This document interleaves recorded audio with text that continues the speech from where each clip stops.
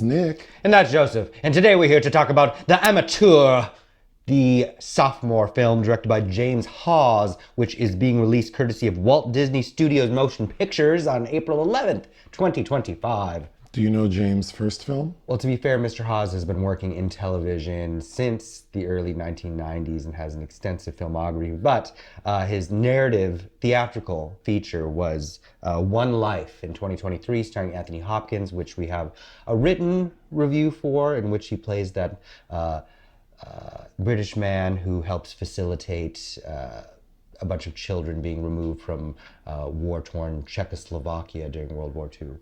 What is The Amateur about? When his supervisors at the CIA refuse to take action after his wife is killed in a London terrorist attack, a decoder takes matters into his own hands. What is your poll quote? Despite reflecting the capabilities and realities of our modern-day surveillance state, this miscast remake of The Amateur is a narrative anachronism, a bloated, ponderous, ethical espionage thriller irreparably impaired by its jittery lead star and in need of a Tony Scott edit.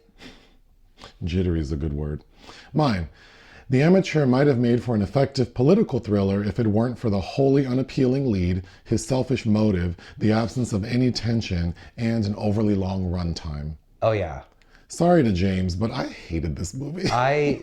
Well, sorry to a lot of people. It's based on a novel by Robert Littell. So this was previously made into a film by Charles Jarrett in 1981, which I actually had never seen, and I just watched that today as well. And I have to say, I like Charles Jarrett. He was known for sweeping period dramas like Anne of the Thousand Days, Mary Queen of Scots, and I will say something like The Amateur didn't even feel like that was a property that Charles Jarrett should have directed, starring John Savage and Martha Keller, who makes a cameo appearance in this film from the original film. But that original feels like it's kind of the B version of Sidney Pollack's 3 Days of the Condor. Feels very much of its period. There are things that you can work with and enjoy. This, I don't know. The story's pretty simple. Rami Malek plays this guy named Charlie Heller, who works for the CIA as a decoder, so he's not out in the field. He's locked up in a room in the basement, like decrypting files, blah, blah, blah. No relation to Joseph Heller. When one day his wife is taken hostage in what the IMDb premise said is a terrorist attack. I wasn't quite sure that that's what it was. It seemed more like a deal gone wrong. And in order for these 4 bad guys to get out of the building, they took a hostage. Mm-hmm. And guess who that hostage was?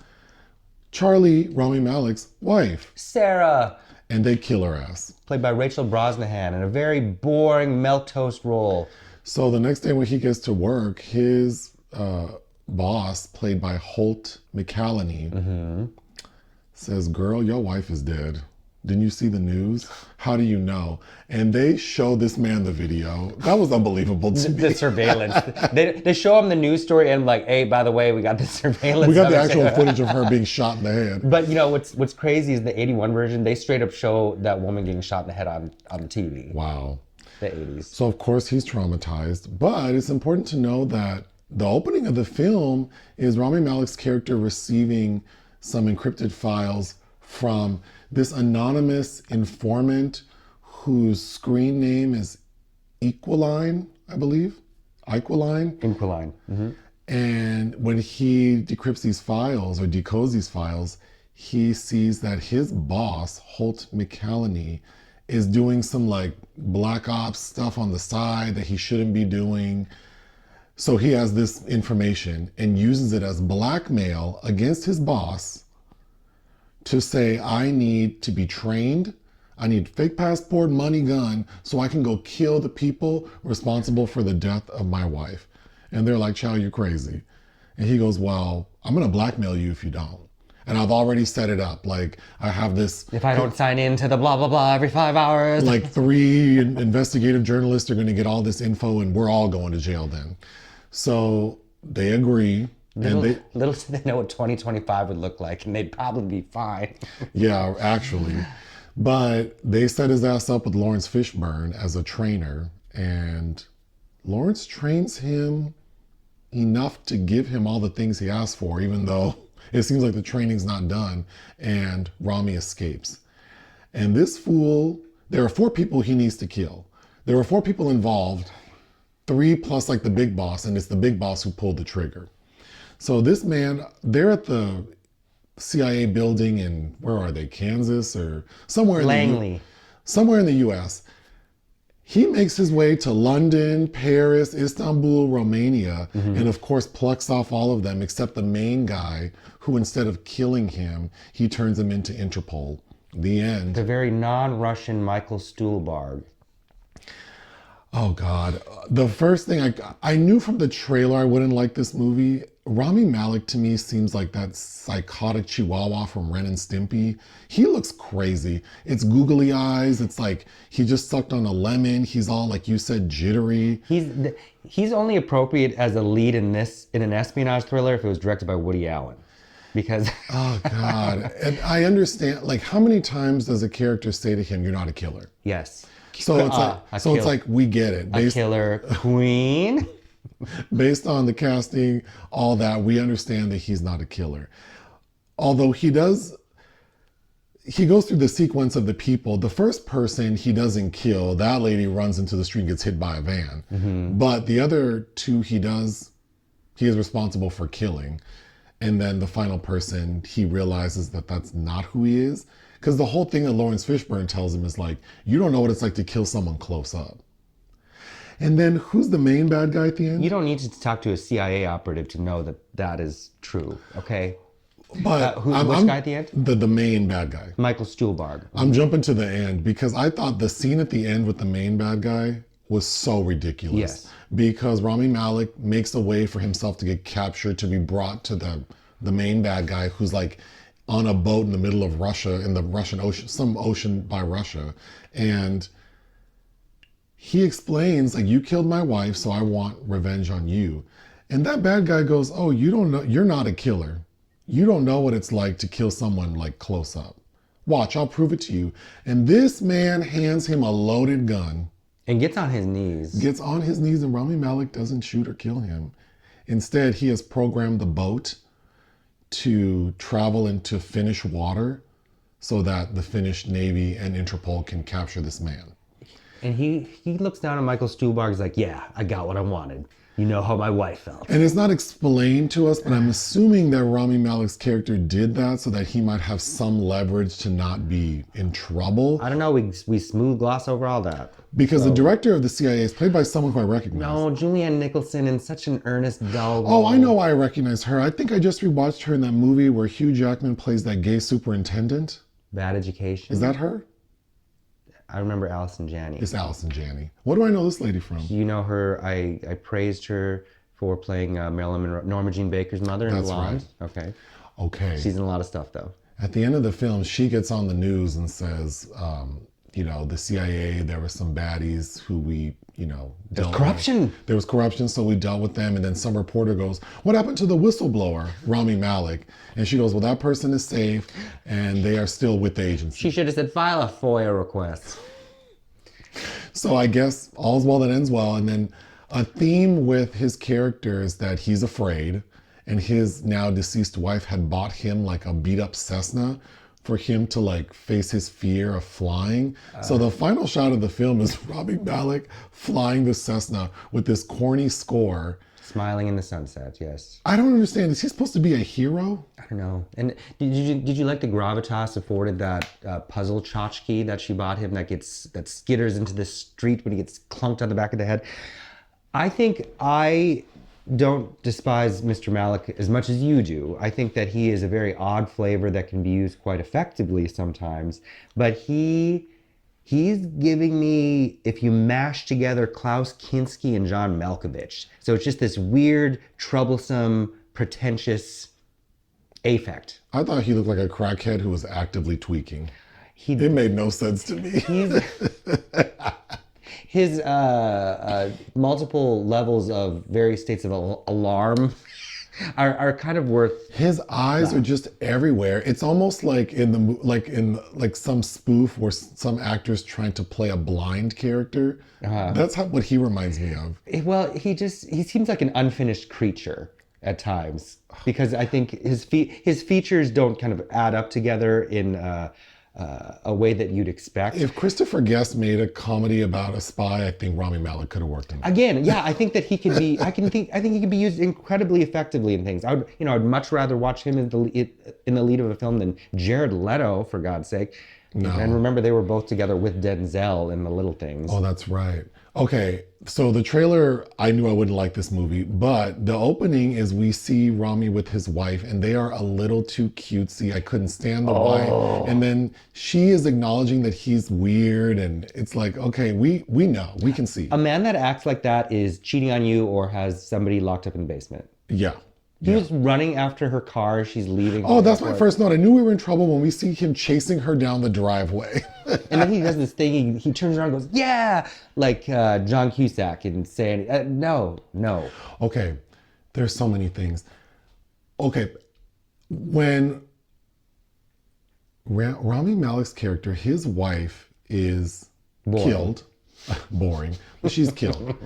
And then it's like, what are the odds that this terrorist group kills the wife of a CIA agent who works for Holt McCallany, who we find out is in cahoots with that Schiller, with these bad guys. So of course we learned that at like the 2/3 point that they're in cahoots, maybe, or halfway point. So then of course I'm like, oh, maybe his wife was targeted. Unless I missed something, it's fully coincidence. It is, because Schiller makes a point to say that she got up to block somebody else from getting snapped. Her dumbass tried to save some other lady. Like, it wasn't like she was saving a mom with her kids. It was just some other lady like her who she's like, no, you go first. Why? Why did she do that? Again, murder is not funny, but it's just like it all feels so inconsequential. It does. There aren't any stakes here. No, that's why I said there's no tension.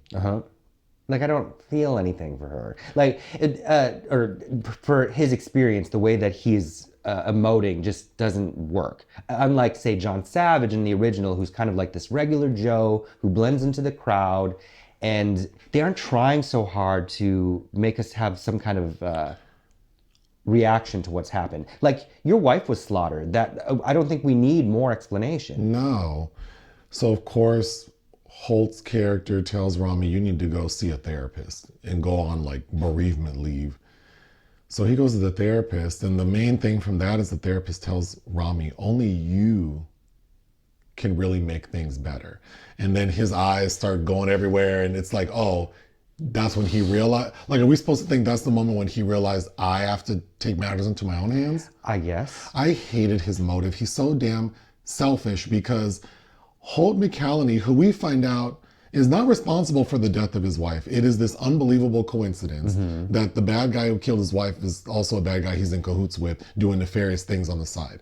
But when, oh, I didn't mention, Holt McCallany's character has an assistant. What was his name? Caleb, played by Danny Sapani. Yeah, who has a fabulous hairline. But he's just there, like, as his, I guess, minion. Well, because they need more than one person to show that there's this deep-seated corruption going on. Even though it's only these two men, in the original, he's got a whole like board that he's like, I'm gonna get all you. It's just these two. But when Rami gives that full presentation, like a PowerPoint presentation of like, I know the people responsible for killing my wife. I know where they buy bread. Yeah, I even know where they buy bread. Let's go get them. And those two men stare at him, like I like to say, like he was repeating their order at the drive-thru window. And then it's like, they explained to him, dude, we can't just go get those 4 people because they're part of a much bigger system that we want to take down. But they killed my wife.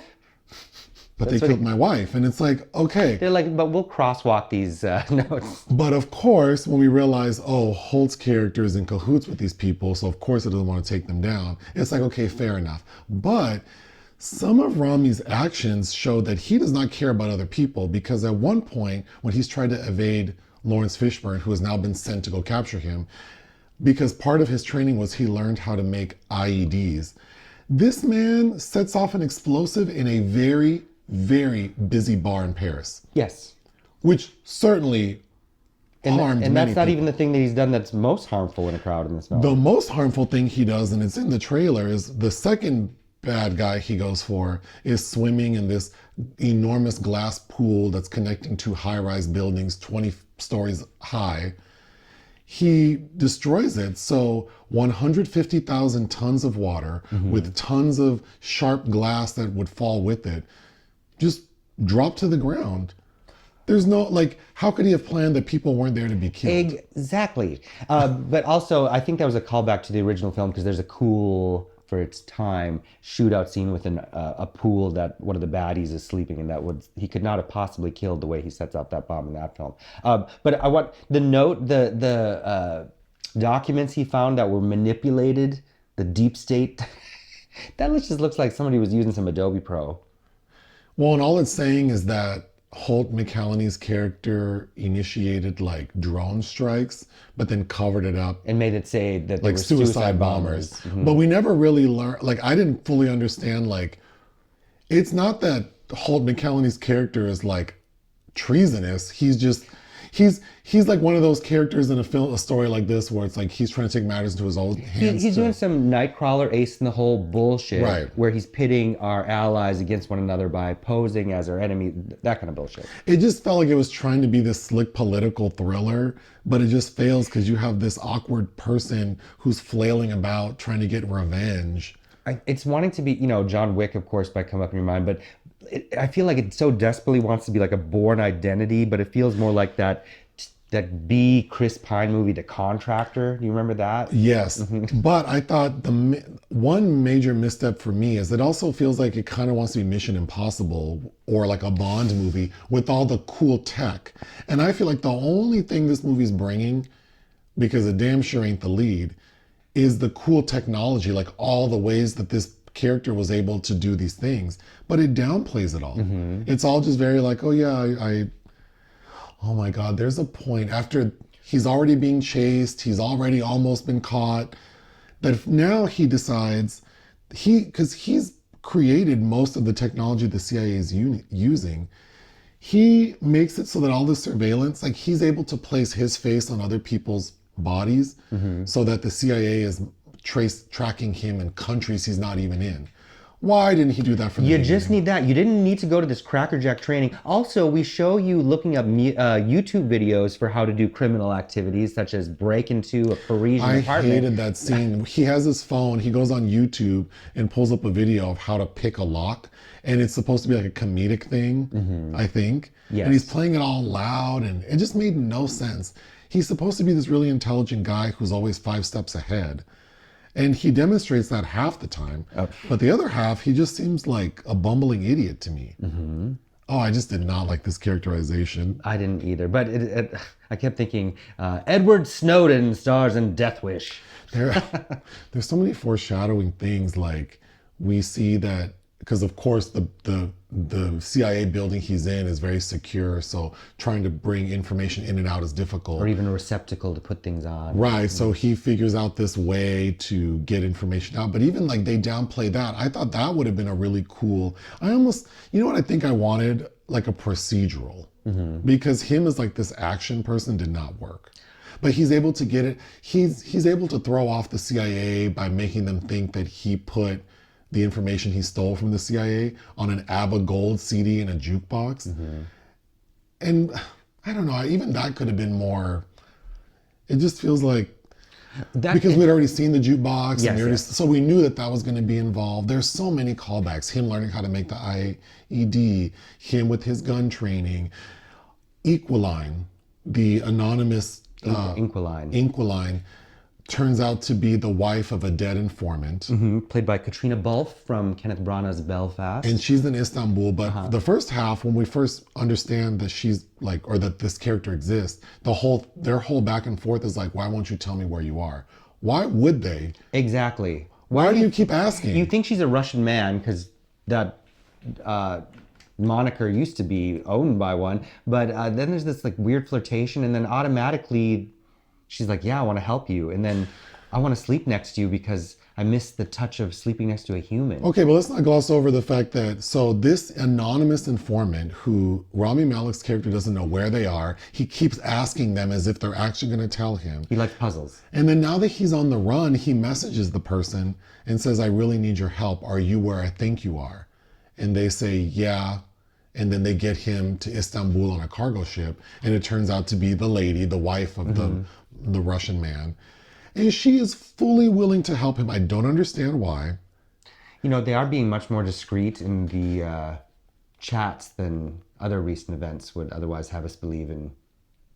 How people And the actress corresponding group playing chats. her is a beautiful lady. And I wrote down, how desperate does she have to be? There have to be other men in Istanbul. All these attractive men in Eastern Europe, and she's like, she hops in Rami Malek's bed like, I don't want to do anything. I just want to lay next to someone. And he's not even on a bed. It's like a little couch. And it's like, you haven't slept next to any person? What was the point of that? I don't know. And then he's so damn selfish, he ends up getting her killed. Yes. Because now they've tracked her. Again, another callback, because when we first go to her house, she has a bunch of birds, like chickens or something, in her like patio. Hot commodity right now. And she goes, oh, that's like the best security system. And so, of course, one night while they're asleep, when they're laying next to each other, the birds start squawking. And that's when they get hemmed up and she ends up getting killed. Yes. So it's like, he did so much damage and killed this innocent lady all to get revenge. For my wife. My wife. Oh, another thing I didn't mention are Rami's character has all these flashbacks to his wife that are so laughable to me. When she's like, happy birthday, here's a Cessna. Oh, did I mention John Bernthal? Oh, John Bernthal, yes. John Bernthal is playing the CIA agent who's like supposed to be like a James Bond type, and he really felt to me like he belonged in a comedy. I thought he looked crazy. He's acting like he's in a comedy. And in the beginning, he's supposed to be like this cool guy who he taps Rami to help him with his like IT problems. And then he says early on, oh, well, you saved me, like by helping me with my computer. So at the end, when Rami is in Romania about to find the main bad guy, he kind of gets hemmed up, and John Bernthal finds him in a bar and says, hey, I've been tracking you. I'm trying to help you. Trying to extract you. If you don't come with me, they're going to kill you. My people are going to end up killing you. I thought that was such a letdown. I fully thought that John Bernthal was going to save him the way he had saved his ass. No, he just was telling him like, dude, if you don't come with me now, they're going to kill you. Yeah, legit, he was like, if you want to, I can save you. I can take you away from here. Ugh. Yeah, but that scene is also kind of notable to me in the film because it shows Rami at his most crazed looking. He looked like he just been out at Berghain for 48 hours. He looked insane. I also didn't mention when Lawrence Fishburne goes to, because Holt McCallany has Lawrence Fishburne's character knows that something's up. Like that this training is some BS and it's probably associated with some, under the table stuff. When Rami escapes the training center and ends up in Paris, Lawrence goes to get him and ends up getting, because the director of the CIA, that lady, she sends her own person out there to try to figure out what's going on. And so that person and Lawrence Fishburne get into a fight and they end up shooting each other. And as the audience, we think Lawrence Fishburne is dead. Well, it looks like a gut shot. Those are usually deadly. But at the very end, now that Rami has, done what he needs to do, and he goes to leave flowers at his wife's burial site, and we find out that he still has a job, Lawrence Fishburne hops into his Prius and tells him thank you. I don't know why. For what? And also to say, like, you impressed me. For what? I'm so sorry to the people involved, but I really couldn't stand this movie. Also, I hated the title. I thought it should have been called Charlie's Revenge, which one character actually says to him. But yes, the amateur, says more about probably several people working behind the scenes. And another thing that I read recently, because Rami Malek produced this is what happens when Rami's in charge or got some power. Because he was angry about Paul Thomas Anderson cutting some monologue out of The Master that he did. And I guess that left a bad taste in Rami Malek's mouth, and now he will be in control of his projects. But it's like, well, sometimes it's okay to cut things, like the running time of this film. Yeah. What would you give The Amateur? Yeah, legit, I watched the original and I'm like, which I thought was actually kind of dull and stupid in some parts. So I'm like, we can only go up from here. No, this is so much worse than even I thought. And I was looking forward to, I want to watch The Accountant 2 more than I would ever want to watch this again. But a 1. Yeah, this did not work for me. I would give it 1 out of 5. Join us on Patreon, support the arts, listen to our podcast. Bye.